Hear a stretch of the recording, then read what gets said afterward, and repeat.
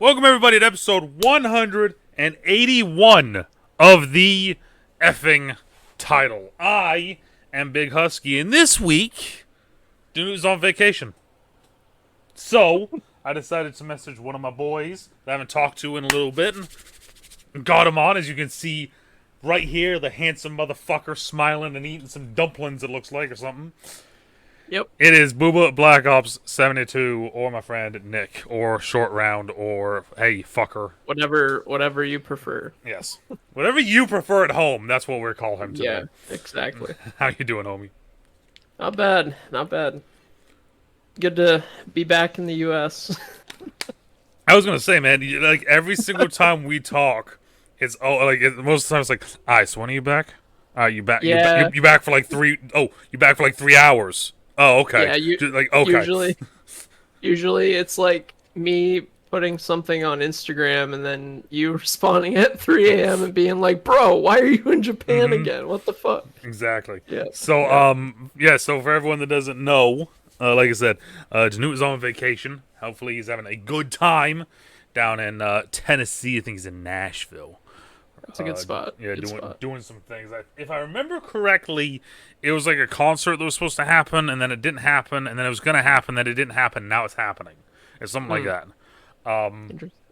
But anyways, he's on vacation, so my boy Nick here has been, as you just heard, all over the place recently, and I thought, you know what, it'd be kind of cool to just hear about his experience and everything that he's been up to recently, because yeah, his life is very interesting, and mine is sitting here at the computer doing things. So Kinda interesting. I think the main reason I was overseas was because of work.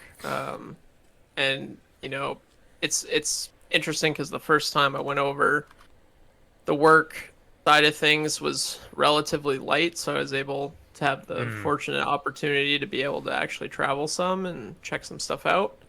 and The as second time, I was gonna yeah, say, it kind of makes sense that now that you say that, right? No, didn't ever think of it.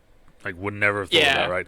It makes sense though, because like the first time you're going over there, and of course you can say as much as you want and everything, but like you go over there and you're kind of just like, hey, we're trying to figure shit out.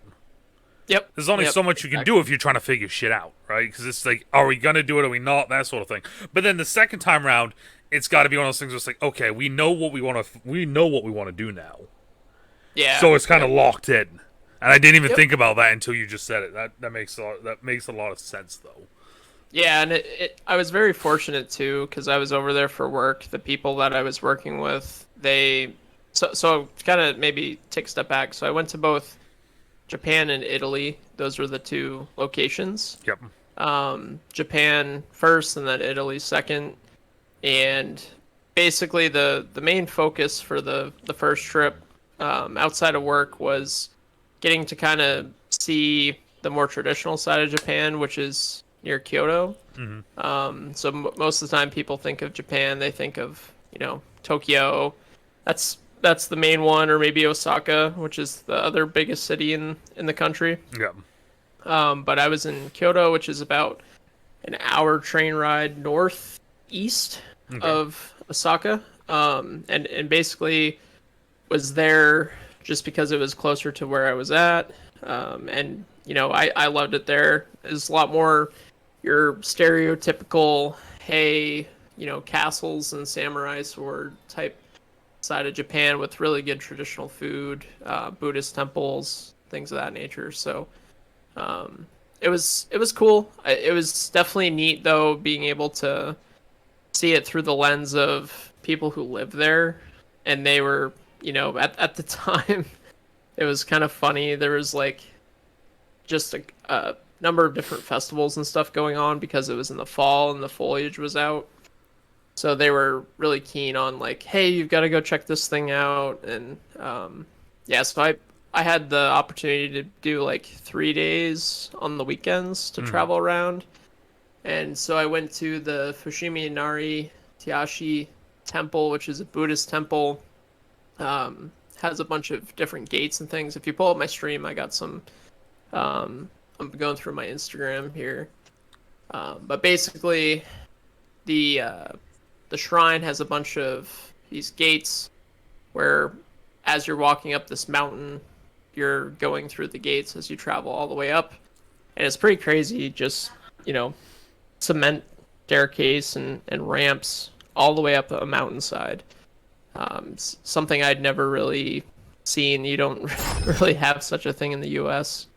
Yeah, and it was cool too. I got it up now. Incense and yeah, like you're like walking up through the mountain and there's all these gates, and then there's like incense burning at all these different cemeteries that are scattered around all the way up through. And the view looking over Kyoto, and just really ornate. It's kind of crazy seeing that view, because like I can only imagine, right? Like if you go back to the view for a moment. Yep. Right, like you see that, right? You look out and it's like you can see that it's just chock a block. Like that's basically just all buildings, right? Yeah, and so Kyoto's small too. So But like it's so packed in, and it's that's what I was going to say. Kyoto's The crazy thing is like it's so packed in there, but then like if you go to the very next slide or the very next image, for instance, why do I get the feeling that like that those are as soon as you turn around though? Oh, yeah. It's like kind of totally. the complete like wild kind of like 180 of here's looking out over the city. The city is there's so much here in the city, but then as soon as you turn around, now it's the traditional Japan structures, the shrines, and all that. Yeah, it's crazy because everything is just so well thought out. There's not a single thing in there's not a single thing over there that isn't well thought out. And like this first picture here is on the bullet train. It's the train systems over there are ridiculous. You can pretty much get anywhere you need to go. The bullet trains are going 200 miles an hour, so you can get there fast on ground, which is just like not a thing in the US. The food is definitely, there's so much care and thought put into how well they prepare everything. This is the crew that we went with. It was around Christmas time, so it was a pretty good crew. Go back to that food though first. Go back to that food real quick. Yeah, so this here is like it's like a little like bento box sort of thing almost. Yeah. So it's a lunchbox. It's very common in Japanese culture at lunch. Okay. And so we had this is the first day we were there, jet lagged to all hell. And out comes this, and I was like, I don't think I'm really hungry, but this stuff was just delicious. Like this here was this like weird kind of sticky sweet rice, tempura, fried food, a lot of soy, different soy based. I was gonna say the sweet. It's always this is always kind of one of the ones that I always love the God, how do I want to word this? Like the idea, not the idea. The things that I would be most intrigued about with traveling, like especially to like Japan or China, because we work with China, right? Yep. Like trying the local cuisines and everything, because it's just like you look at some of this stuff and it's like you can try to replicate that here, bro, but like it ain't the same, I can show you some Chinese food or maybe not Chinese food, but like in my own photo. I think it was Chinatown, rather. Yeah, let me go. I think it was here. Yeah, so this is Chinatown in Kobe, Japan. Like Kobe beef. And let me tell you, people in Japan are amazing. Yeah. They're just the nicest people. They're so quiet and polite. They'll do, anything to help you out. Fucking walk down Chinatown, and literally every single person at the shop, hey, American, come eat here now. Sit down at my restaurant. Hey, pay me. Give me food, or let me give you food. And it was like it was just like, I didn't know this was Chinatown. So I'm just like walking through. I'm like, what the hell is going on? But me and the guy I was with were just like, well, we got to eat somewhere.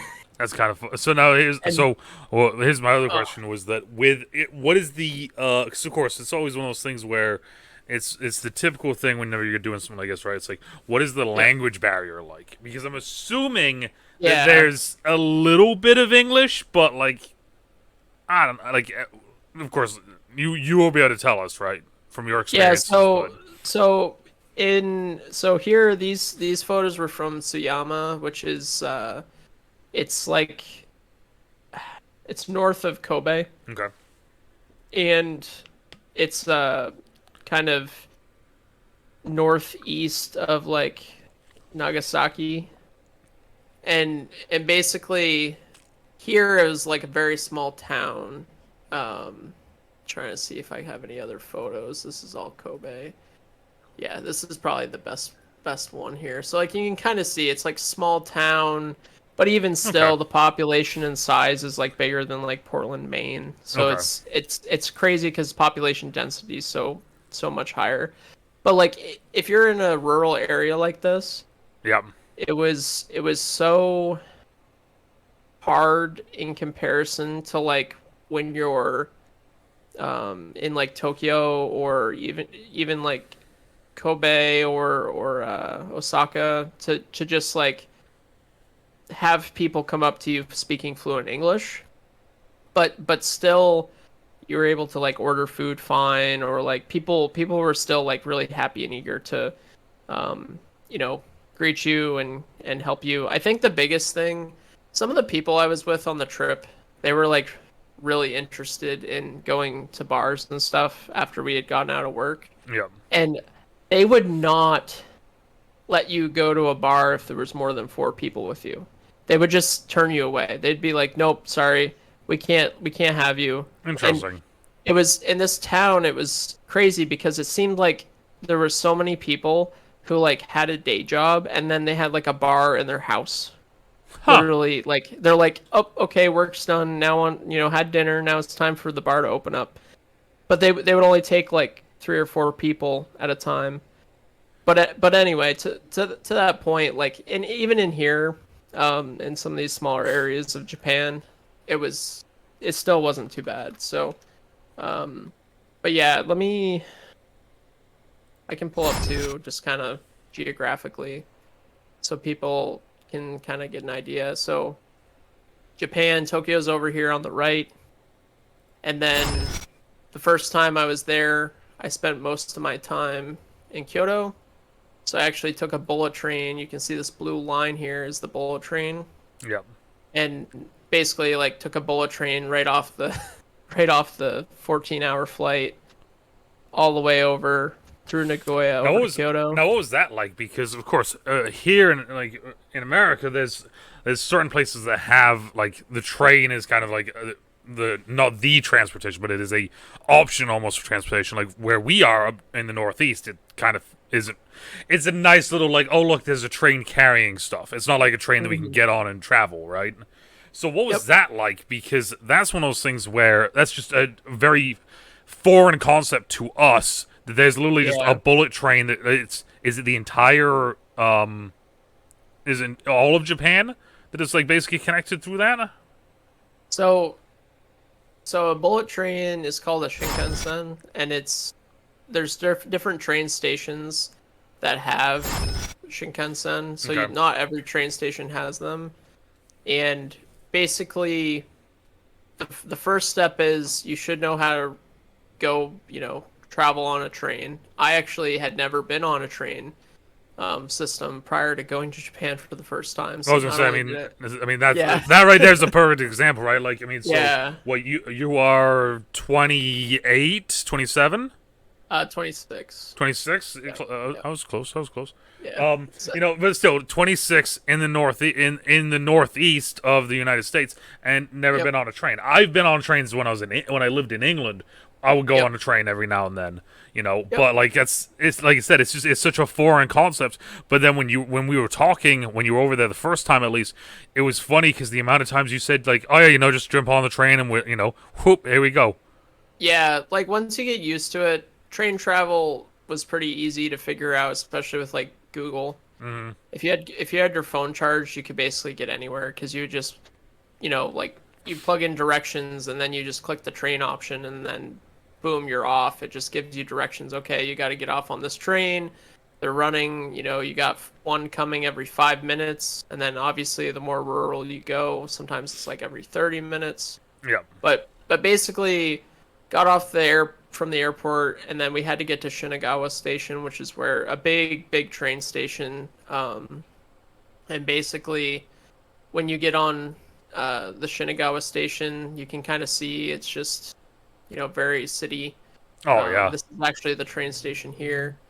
But when you get there, then you find the bullet train or the Shinkansen, and then you can get a ticket. You can either prepay, or if you have a pass, you can just hop on. And then, yeah, I mean, you just kind of, where you're going, what stop it gets off, and you get on the train going in that direction. It either goes this way or that way, and you just hang on for the ride. Honestly, a bullet train is very similar to like being on an airplane. It's basically, the same kind of luxury experience. You got a person who walks by and says, "Hey, you want a snack?" or whatever. Mm-hmm. Excuse me. And yeah, I think it's just simple, and you can get pretty much anywhere. I think the biggest thing is like the second time I was there, I was in because it looks like just bullet train wise, it looks like it hits most of the major places, and then from there, then you can go off, sort of thing. Yeah, exactly. So I was here in Tsuyama, which is northern Okayama Prefecture. Okay. And so like we took a taxi all the way from Osaka here, but like we could have taken a train.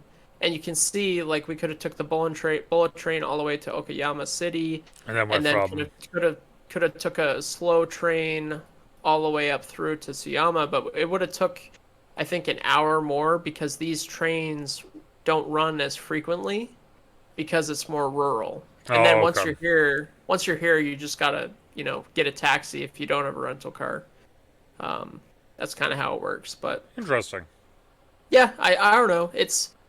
It's very different than the U.S. Like Japan, total size of Japan is like, if I keep the Zoom equivalent and I go over to the U.S., it's like Japan fits in like the East Coast. Yeah, right. And the population density is ridiculous. And I can tell you right now, there's no correlation between the train systems on the East Coast and the train systems in Japan based on the size. It's not even remotely similar. And it just makes it so much more convenient. And part of it too has to do with their work culture.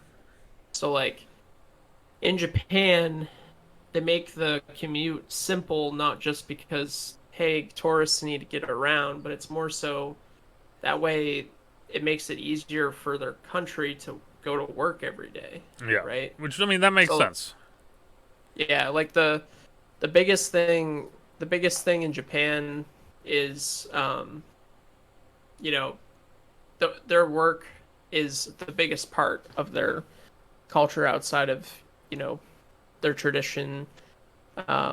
It's just, day in, day out, they take a lot of pride in what they do, no matter what they're doing. It's just really a big part of who they are, and part of that too is, well, if you live in the middle of the woods and you need to get to work and you're working, you're in Okayama Northern Prefecture and you got to get to Okayama, well, you're taking a 45-minute, an hour-long train, and these guys work 6 a.m. to 6 p.m. or 7 p.m. They work long hours. These aren't They aren't European, let me just put it that way. Right. So yeah, I think it makes it nice though if you're a tourist, because you get like a train pass, like I got in Ikoka, which is like the name of the pass, that card, and you just charge it up and you can go wherever you got to go. I was gonna say, I mean, that as a just thinking about it from a tourist aspect, yeah, that's kind of cool. It was like literally, I mean, you could basically just go from one end of Japan to the other. Basically, it seems like. Yep. And then it's like, oh well, like for instance, like let's say it's like I did want to go to Tsuyama. Is that it? Is that how you pronounce that? Yeah, yeah. Let's say I Yep. did want to go there. So yeah, I could get off at Okayama and then go up there, myself, sort of thing. So that's Hmm. really kind of like you said, it makes it's kind of beautiful if you think about it because it's really cool looking and it's Yeah. a focal feature that you can kind of promote. But Yep. it helps the country because it makes getting to work easier, which, as you just said, is something that big pride in. But then also is a huge tourist thing because, like, yeah, it makes it easy for them to get around. Yep. But yeah, the other things I'd seen in Japan, so Himeji Castle is the biggest castle in Japan. Oh, you got to show me this shit. I had the opportunity to go there. That was actually one of the pictures I had. So this is Himeji Castle, and there's this big moat that goes around the whole thing. Oh, that's This is awesome. actually we got to go in. We actually went up to like the top of the castle. I don't really have any pictures That's fine. here, So like, but we went up to the top here, which okay. is pretty dope. So Well, this is a was picture the next looking out of I it. was gonna say was the next picture looking out from it? Yeah, yeah, yeah. So that's Yep, yep. so I love the look of it because it's like you can distinctly see right kind of where it's like old. And I'm gonna word it like this. You can kind of distinctly see where old Japan and new Japan meet to an extent. Oh, yeah, yeah. And it's kind of like And this picture. I think does a really good job of showing it as well, right? the craziest part too is so we're like in the castle, right? Mm-hmm. And we're right here, and they're like, yeah. So when World War II happened and hit Hiroshima, Yeah, this was one of the only buildings that was left standing. that's fucking insane, Yeah, literally the castle. And we're just like it was hard because you're in the castle. You're like literally at the dude. top of the castle with a bunch of like one of the guys we were with was from Japan and he's like, "Yeah, so like this was literally one of the few structures that kept standing." And this thing's made out of wood, mind you. Like obviously like the foundational structure is made out of stone, Mm-hmm. but like this whole frame is made out of wood. And yeah, it was pretty crazy. But so yeah, I got to see that. Obviously went to McDonald's. Yeah, we did. We had gone to a club the night before and got McDonald's because gotta get Well, it's one McDonald's. of those things. I feel like as an American, right, you kind of gotta go to McDonald's in other countries just to see how different it is, right? Yep. Also, like Asian barbecue, like Korean barbecue, is really big in Japan too. So like this Oh, is just a bunch of meat that we use for Korean barbecue. So you got some wagyu, you got some intestine, you got some. I think this is pork shoulder, some little I was gonna sausages. say I am fucking like I fucking those little sausages right there. It's got these little happy raccoons. I got one, but my girlfriend's terrified of it because it's weird looking, supposedly. Um, it's still in the house though, so that's good. But That's funny. yep. And then what else do we got here? Yeah, I don't know. The food is amazing. I I the food in Japan is really healthy, but as an American who eats too much, Yeah. it was very hard not to just pig out. Not to So just be like, oh amongst my yeah, I want travels, all of this. yeah, amongst my travels, I've been now kind of slowly getting back down on my weight, but man, like when you got you know pork katsu and rice, and then you got rice with like an omelet over Mm. kind of barbecue sauce. Oh, it Well, it's like I was can. And this is the other thing as well is that, really good. like with it being traditional, made there, right? Yeah. It tastes fucking incredible. Oh So it's yeah. one of those things where it's like you're eating it there, and then it's like one of those things where it's like you're with us, like you said, with us being Americans and we like to eat. And you eat it, and it's like this is something new. I'm not gonna get this again. I'm gonna just keep eating it, and then the next thing you know, it's like shit. I've eaten too much.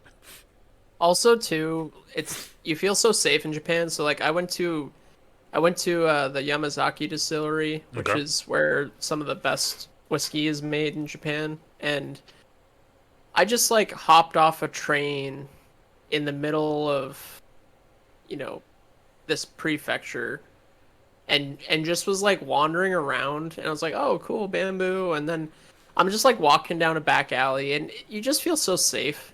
Like like in the US, I would never do such things. Yeah, I would not just wander around I was gonna say in the in, US. in in the U.S. doing that, it's like one of those things where it's like you notice that you're doing it, so you quickly pull your knife out and you're holding it in your pocket with your hand, like okay, Yeah. just in case, Yeah. just in case, Yeah. just in. It's just like all these things I did, like this one here when I went to this castle, they did like a light festival where they projected on the Whoa, castle. that's freaking cool. And when I walked to this one, I had to walk like 45 minutes from the train station to get there. And it was dark. And, you know, I was just like chilling. But it was during all the foliage, so they lit up the trees and stuff. And yeah, I don't know. I would just never do such things in the US. Just nope. So it was cool. I think, you know, on Japan, my 2 cents is definitely. I think I would, you know, I probably won't be going back to Japan for a while. At least, especially for work in the short term, it doesn't seem like, from a business venture standpoint, we've just, as a company, needed to diversify with some other areas. So, you know, we're working in different countries now. Okay. But but I think I'm looking forward to doing some vacationing in Japan. I actually have a coworker who's going to be joining that I was working with while I was in Japan. He's going to be coming back to the US as an expat. So there'll definitely will be the opportunity to go there. And I think, you know, out of the few countries I had gone to while I've been overseas, basically I went to Germany, Italy, and Japan. And Japan's the one that I definitely see myself going back to. I was And gonna say, if anything, you know, if I have an opportunity like working there for a little while too, to actually try to assimilate to the culture a little bit better. yeah, because I was gonna say, But I remember when you first went there, and I kind of found out about it. You always it felt like that was the one out of all of them that you took to more. You know. yeah, yeah. I mean, I just I'm a nerd. I play video games. Also, like I watch anime. The entire culture is just up my alley. Also here too. This is Shibuya, which is like Times Square in Tokyo. You can see how like clustered. This is like right out of the train station. There's just so many people, all wearing masks too because of COVID. Guy dressed up as a cat. But yeah, I think Guy dressed up as cat. yeah, there's just like so much to do. You feel safe. There's a bullet train going by too. Um, but there's just also just so much I don't think I've experienced. And I think the biggest thing I think I'm concerned about, because there is a possibility that maybe one day I get to do like an expat over in Japan to try it out and see what it's like, see if I would ever consider being a citizen there. Yeah. But the thing that I'm really concerned about, because I'm a, you know, corporate engineer. I work at a company that's very big, Yes. and the thing that I've come to learn is work-life balance is very important. And in Japan, while I was there, there definitely was some elements of work-life balance that I could see were not so balanced. A little So, bit. like, The balance is more 70-30, 80-20 than. and I work my ass off, Yes, you but do. at the same, you do need to have a good Yeah, you still balance need. between like family time and time away from work. And there were definitely like some people, and it was very clear like they worked and then were depressed because they couldn't see their family and then just kind of like went home and drank every night. which like Which is like it's like all right, I did that. It was called college. Like I don't need to. yeah, I don't need to relive it again, right? it's a good way to get liver failure. And it's just not healthy. But and anyway, do you want to pivot, maybe talk Italy a little bit? Yeah, we can talk a little bit about Italy. The only thing, Any more questions about Japan? the only thing I was gonna say with Japan was that Yeah. what? So what was out of the entire experience, right? Hmm. Like, what was the Yep. main two things that you really kind of like you, you gravitated to the most? Because like for me, whenever I'm going anywhere, and I'm going back to kind of when I lived in England and the time when I went to Spain, I went to France, Scotland, those sort of Yep. areas. For me, it's always I love the history aspect of it and seeing kind of some more of the Yeah. old stuff. Yep. Like let's go to like the dead center of Japan, like the dead center of this like metropolis. It's like nah, I want to go see some old castles and shit. Like I want to go see the old school stuff. You know. Yeah.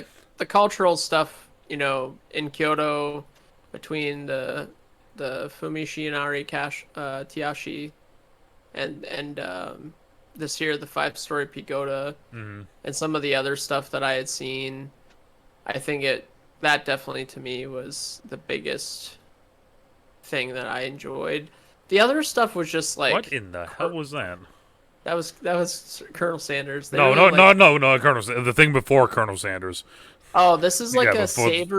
a savory tea. Okay, And I was wondering if that's what. I got some the second time I went back because it was so good, and it's got like gold flakes in it. That's It's wild. this old lady was giving it to us.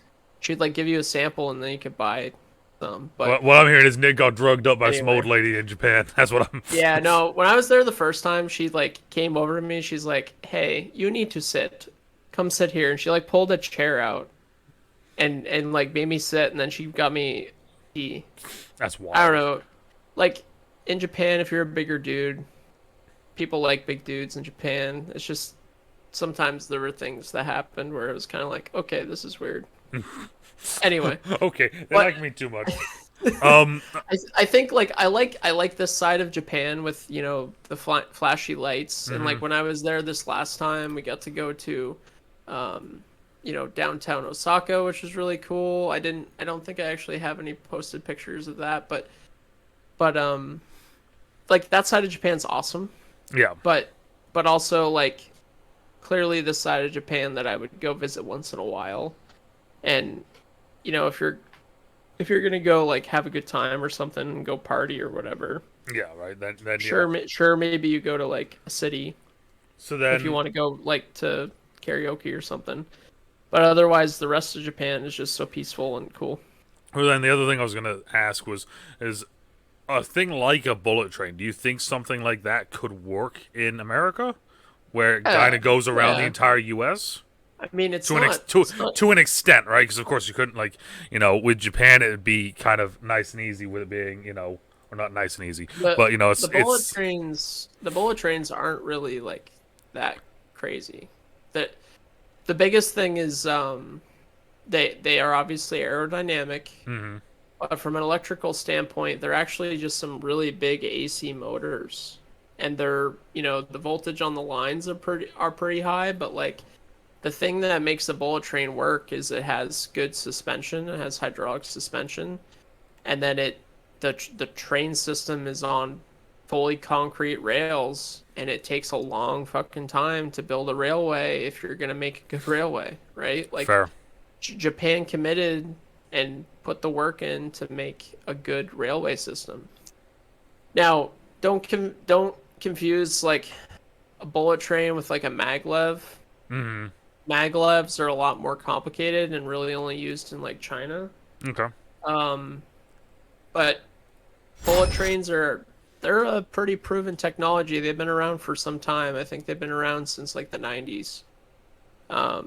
Actually no, it says they've been operating since 1964. So like Jeez. they've gotten faster and faster over time, but it's definitely doable. It's just the US would have to cough up the money and actually like Yeah, never commit to mind then. doing it. Yeah, Right? that shit Like ain't gonna happen. that's the reality. Instead, I'm people in the just U.S. are like, "Oh no, the car companies, man!" right. I was Like, gonna say like I will gladly work on the railroad if they pay off my college debt. I'm just gonna say it oh right now. If they, hell yeah, um, stuff like that doesn't happen unless the government backs it. of You're course. not gonna get a countrywide railway because Elon Musk is like, we need bullet trains. We need Mars. Yeah, but All anyway. right, so you went to Japan, and then the other major place you went to that you talked about, which is funny because I don't know if Balk was still there when you went there, or if you talked to him when you were there. But you also went to Italy. Yep. Let me Yep. get this up real quick. There we go. Yeah, So you also went to Italy. Italy was cool. I think immediately though, after my first reaction of Italy was, well, here's what happened, right? Okay. So I was driving in Italy. I was not driving in Japan. Oh, But okay. I flew into Rome into FCO Mm-hmm. right here, and then had to drive.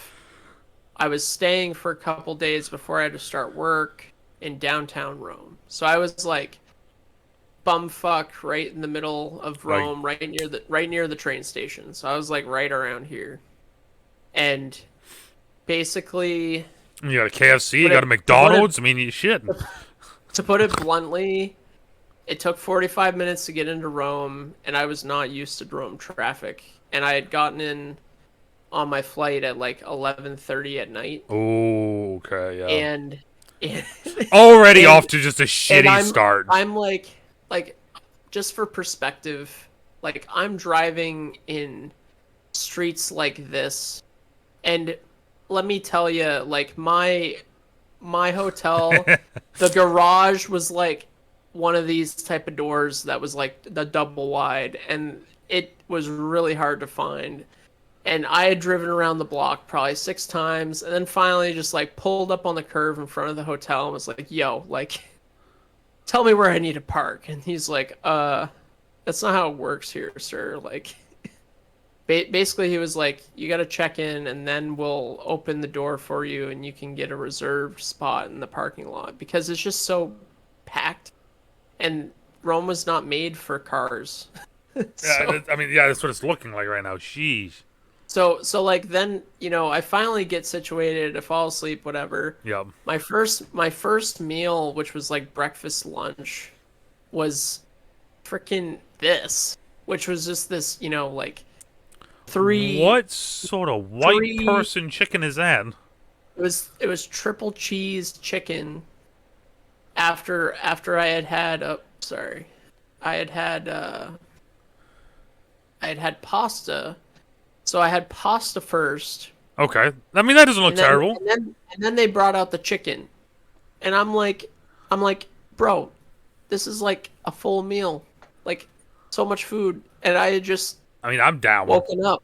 Yeah, but I had just woken up. It was like fucking Still like 12 down. o'clock. But Anyway. the chicken though, like they need to do some they Well- need to add some sort of color to that bitch because that It all went downhill from there. I mean, and I say it because like there was just so much. Let me find some more food. I mean, the coffee was great. My opinion, the coffee is the best part of Italy. But I mean you remember though. I mean you may not remember, but Bach used to say about it all the time about how like like the pizza in Italy isn't that good. Like they order like McDonald's. I mean, it's was, like, different. It's different. what is That's- that black shit? This is bruschetta. It's mushroom truffle bruschetta with an Aperol spritz. Nope. This is oh fuck. Looks delicious. What, I can't believe I'm forgetting the name of it right now. Pasta. It has bacon and egg and cheese Oh, in it. fucking I can't believe shit. I should know the name of it because it's the one that has peas in it normally. Um, Fucking trash peas bullshit. yes. Fucking Someone in the comments when you're watching this video and you get to this point and you're yelling at us because we can't fucking know the name of this, let us know. carbonara. Carbonara. There we go. Yeah. Still, so yell at us carbonara- anyway. Carbonara is my favorite dish now that I've been to Italy, but fucking Americans ruin it. Fair. And my god, the carbonara was good. But like, I don't know, I tried a bunch of stuff, but Ooh. by the end of the trip I had so much carbs that like right now I'm actually on a no carb diet. And I'm loving it. Now I'm like, yeah, no, I've had enough carbs for like 2024. I mean, I still have some carbs, but it's like basically keto. Yeah. Fair. But there's just so many. Like by the end of it, my tummy hurts. Like it would just hurt after eating so much. I'm now thinking about it. Now my tummy hurts. Like, like, look at this pizza. This pizza's got freaking sausage and potatoes on it. That is that mushrooms as well. And mushrooms. I'm not gonna lie, bro. That actually looks fucking good. Like it was delicious, but it was so much food. Dude, I haven't eaten since fucking like 4. I'm fine with that. Like, just put it in my fucking mouth. So I went to Rome, hung out in Rome for a couple days. You went to the Colosseum. Saw all the usuals, Saw the old shit in Rome. Mm-hmm. Saw the basilicas. Saw the Vatican. Saw the museums. Got to go down in the catacombs of the Vatican, which is pretty dope. Did you find any dead bodies? Yep. Did you find what they were looking for in National Treasure? No. Did you complete the Da Vinci There's a dead Code? body. There's a dead body. Oh, there's one. There's multiple dead bodies. I have photos of dead bodies. They're just not actually physically rotting in front of you, which is unfortunate because it would make for a better photo. This is like I was gonna say, you really just did not fucking like Italy. I'm taking it. This is a big court. The Colosseum is cool for sure. I mean, if there was dead people all around and blood everywhere, well, my thing with the Colosseum is like, no matter what, that's always. Here's my take on Italy and Rome. Okay. It would have been really cool about 2,500 years ago. It's awesome historically. Don't get me wrong. It's fucking dope. But the problem with it is it's just like, as a person, when I was in college, I took, and even when I was in high school, I took history classes. Mm-hmm. And the thing I loved the most about history was understanding how people lived back then. Yes. But the thing I hated the most about history was the fact that it was gone, right? Like, these are all these things that at one point in time, like, people actually lived and walked and experienced this area, and really, like, not to say that people nowadays aren't doing it justice. There's a real dead body. It's a mummy. Oh, shit. But not that they aren't doing it justice. I mean, it's the difference between justice and living in that moment. The life in Japan, it felt like there was an electricity in the air. Mm-hmm. Everywhere you walked, even in the historical parts. But in Italy, and maybe it's just because in the United States we're more Western, and it's very similar. But I just feel like there's just a lot bigger disconnect there. And don't get me wrong, like, I really liked seeing all this stuff. So now that you're saying it, it's getting the old brain wires running, right? Because of course, like I said, I grew up in England, so I kind of it's almost a lot of this sort of the history, the heritage, that sort of stuff, right? Very much is big. It's very much more along the lines of, like, almost respect. Like, like I said, of course, I'm gonna word this completely fucking wrong, but I'm gonna go with it anyway. It's almost more of like a respect it sort of thing, right? You leave it the fuck alone. It's there. It's part of the history. We acknowledge it. It's there. We look at it from a distance. Where with Japan, from the sounds of it, and just from what I've seen in other things, it's a part of life. It's there. It's integrated with it. So it's kind of the difference of integrating it and then it being like, this is here, versus like, we are here. I just feel like in the history books you focus so much time in an academic sense in America on what it is. Mm-hmm. And then when you go and you see it, it's really cool. But the problem is it's just not like, well, it's like, it's just not like it wasn't for me. Well, and like And the other thing is like I just thought a perfect example. You saying that when you go to the Coliseum, right? You go to the yeah, Coliseum. There's not some dude dressed up as a gladiator ready to go kill someone because yeah. that's what his day job is on Tuesday, right? You don't have that. Where in This Japan, though, if you go to a shrine, there's going to be people there who continue the traditions that have existed exact. for however many years, right? Yep. Where here it's like, yeah, it's a bunch of weird white people walking around. This culture has come and gone, and it's gone. And Yes, like the Rome you see is the Rome after the Renaissance, and it's not the same Rome that it once exactly. Yeah. was. It's not the savage Rome that used to rule most of Europe and parts of, Middle East and whatnot. I Like mean, it's and just not. that's kind of now that you it's kind of the it's very much is the interesting thing with history and going to these places. Now that you think about it, and just kind of a big one for people in the, people who if people get to this point in the podcast, let us know your guys' opinions as well. But it's Yeah. just it is kind of the difference between living the culture and having a culture, right? My Because like my opinion, the Vatican and like St. Peter's Basilica and the Vatican Museum was the coolest part because it it felt was alive, right?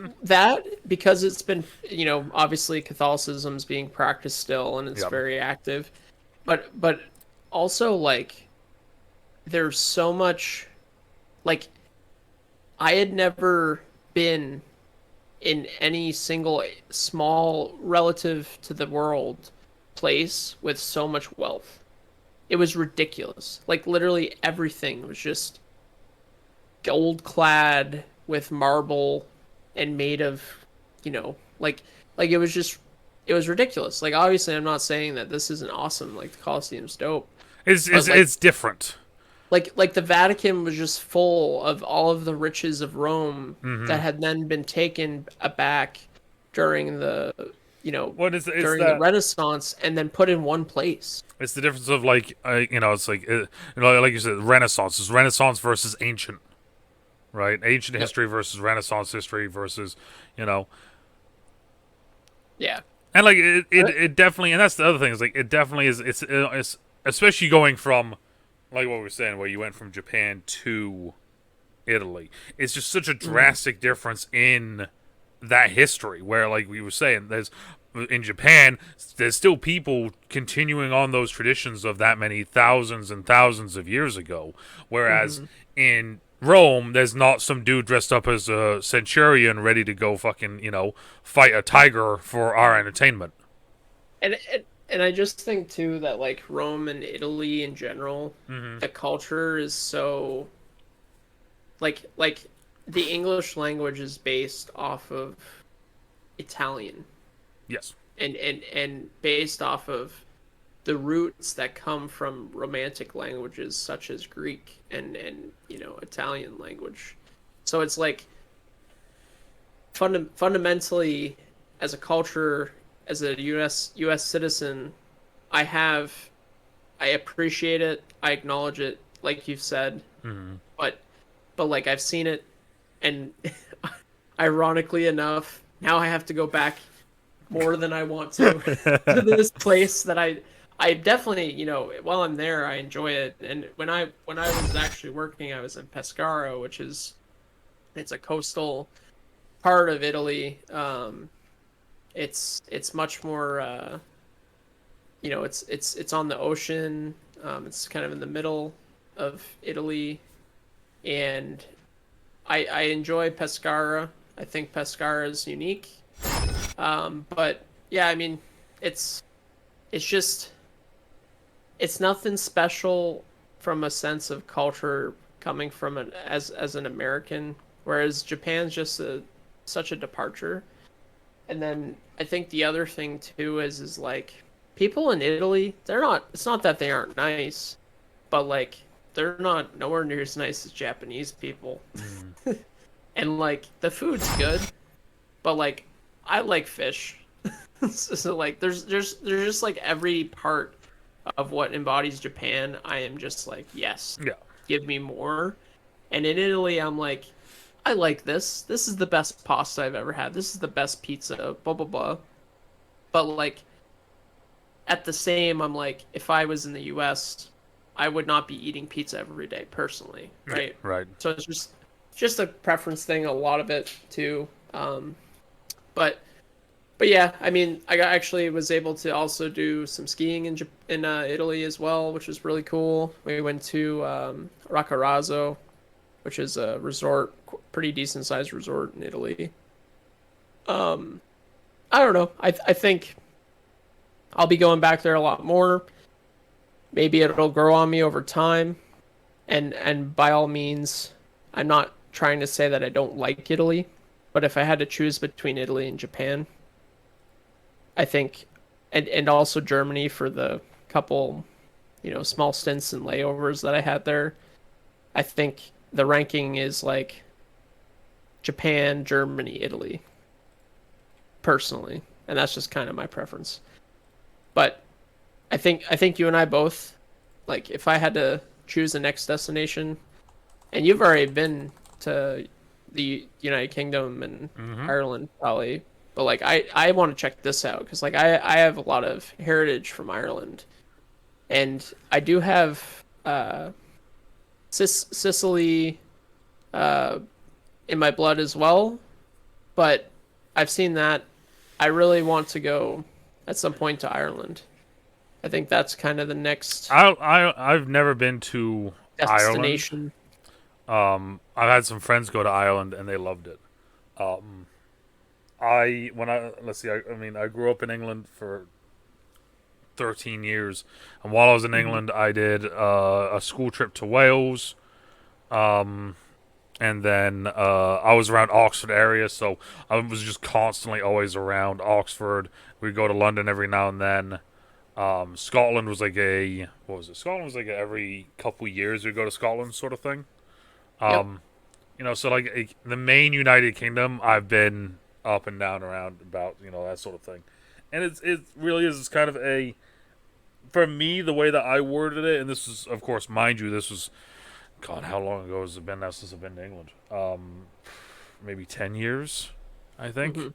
It's kind of almost a throwback. It feels very much like us up here in Vermont, in the Northeast, where it's kind of, it's like, we know technology happens. We know that there's these things around.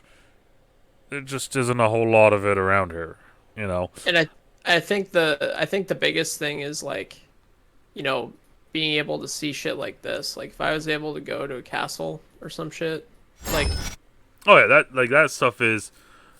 I mean, that's just, I think, the side of Europe that I think is more relatable to me, that I'm more interested in and seems more relevant, because like Renaissance and like dark period, or like dark age Europe. I mean, seems to me it's like really where my interests are. Right, and it's kind of that thing of like, as well, is that it's the and then it all depends on how you either grew up or what you kind of liked, learning about, because it's one of those things. It's like, it's like you grow up and it's like you're saying there with the castle and everything. That's medieval. That's just medieval shit, right? Do you know how many different castles there are all over the place over there that you can find and go and see?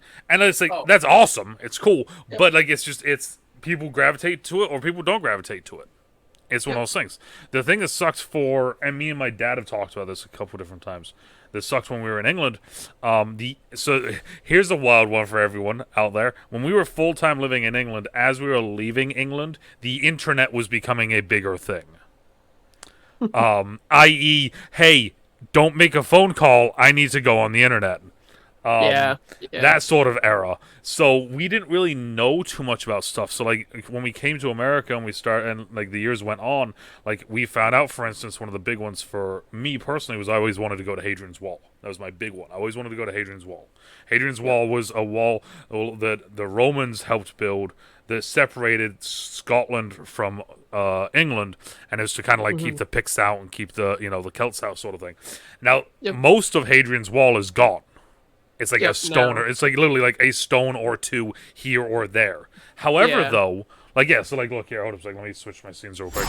So like you can see here, there's actual parts of it where the wall still exists, but then there's also parts of it where there's literally just like a field Like not even that one. Like there's like literally like a field where there's like a single rock in it. Like more here, whereas Yes, it's, like, that's one of the kind that's one of the famous trees. But like yes, like that's what we always assumed and had heard that Hadrian's Wall was. Like that one right there. yeah, it's like rubble. Yeah. So like the one above it actually. Go right above that one that you were just on. It literally is like one, yeah, right there. Like like not even lying. That's what whenever we were in England, that's what Hadrian's Wall was to us. It was just like a random thing, just out in the middle of the like some guy's field. There's a random fucking So we never really. And then there's this. Yeah, I mean I don't know what the fuck that is, but yeah. But yeah, like so it's like it was one of those sort of things. So we never really went to go visit it because it was like it was that sort of thing, It's like, but then as we came here, then we started looking up. It's like, fuck, there's actually places where like there's a good chunk of the wall still existing. It's like I think it's either like for me, it's either got to be relatable, which like don't like I said, I have Sicilian blood and it I also have some Ireland or Irish blood, and I think like I've seen Italy. I think I get Italy. Seems much more reasonable to me why my family got out of Italy. But I think like Ireland, it seems to me like people from Italy. I get the gist that a lot of people from Italy, they don't, and I might be wrong by this, but a lot of the people that were there were definitely some people who felt very proud of being Italian. Mm-hmm. But there was definitely some people that it seems to me like they were just like, well, I'm here. Like I live in the mountains or I live in Pescara. It's like I'm doing whatever, right? But in Ireland, I feel like I get the sense that a lot of people that did leave, they liked Ireland. It's just they had to leave. Like there was no, they were forced to leave because of the situation. And obviously, like Ireland's not a bustling metropolis, Ireland's not what? Japan. It's not a bustling. What? What? But to me, it's either like it needs to be like this place that I find a lot of deep like solace in, or it needs to be this place that's super exciting.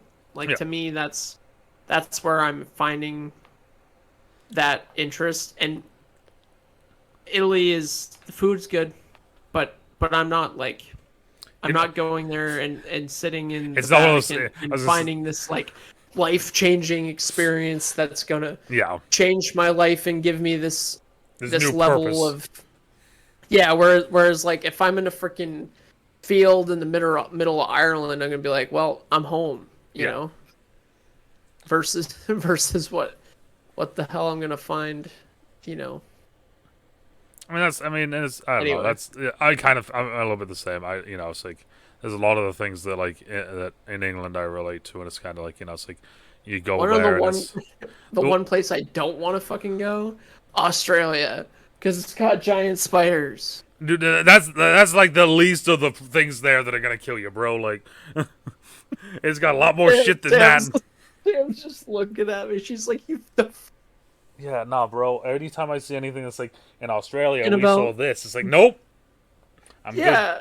I'm good. I ain't gonna die. I ain't gonna die in Australia. There's a reason why the prisoners went there. Jesus Christ. Just saying. I mean, it's terrifying. Well, all right. So anyway, you've been to Japan. You've been to Italy. Next stop is gonna be Ireland. Other than that, what's next on the agenda for Nick as we wrap this up? I think I got a lot of travel miles. My girlfriend's got her passport now. I think for us, Japan's probably next on the docket, but just because I want her to experience that as well. Okay. But I think Ireland, maybe Alaska. Ayo, that's one that I want to go to at some point. I outside of that though, like shit, I'm not. There ain't much else I'm really looking to find. Yeah, New Zealand would be cool. But like, hell, I ain't going to Mongolia. I was gonna say you're not gonna find a spiritual awakening in India. I ain't going. Hell no. I am staying away from this. Basically, with the like, here's Japan. Let's just pan over here, everything you see here, I am not interested in going. Maybe the Philippines. Philippines seem cool, Jeez. but like this general space on the planet, nah. Egypt seems pretty cool too, but like, I'm kind of like, we're either here or America, cause America, maybe Iceland, Greenland, Yeah. but hell nah to this chunk. Like, I think the Asia I like is Japan.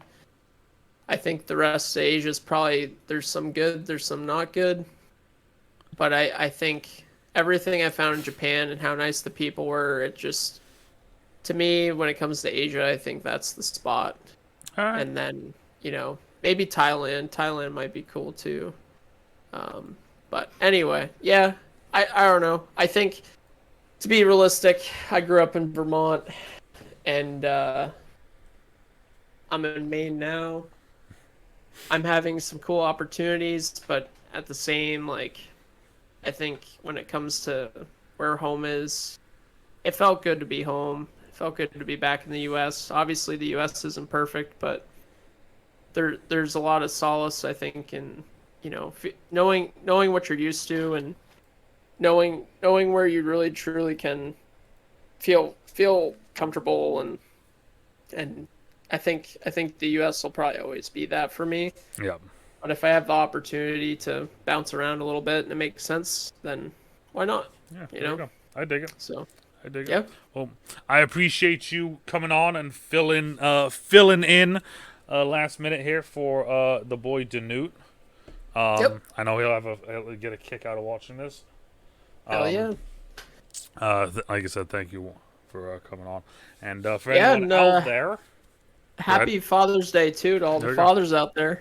There we go. Happy Father's Day. Happy Father's Day to all the dads in the kingdom, to all the people that call me daddy in the past. I'm waiting for my gifts, and to all the girls that I've called daddy in the past, you might get a gift. I don't know.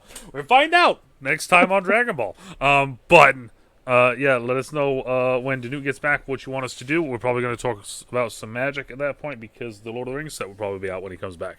So. Let us know down in the comments down below, though. That's the biggest thing, right? Let us know down in the comments down below. And as always, depending on where you are, morning, afternoon, even night, stay safe, and we'll talk to y'all later. Bye.